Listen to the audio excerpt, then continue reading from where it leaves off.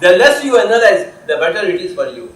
Either about the life, all about the dreams, all about meditation experiences. Less you analyze, the better it is for you. There are three types of experiences: life experiences, dream experiences, meditation experiences. Don't analyze. Why my mother died? Why my father died? Why my wife died? Why my husband? Death is normal.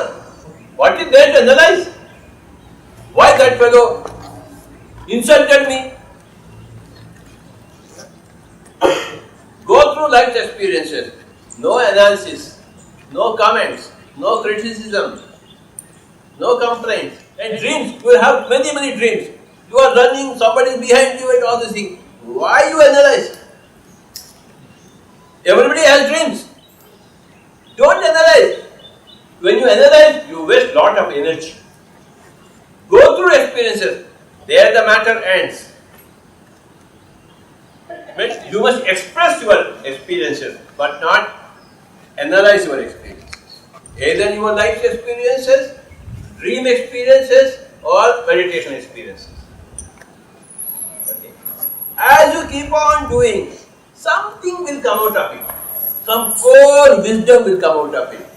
That core wisdom is your enlightenment.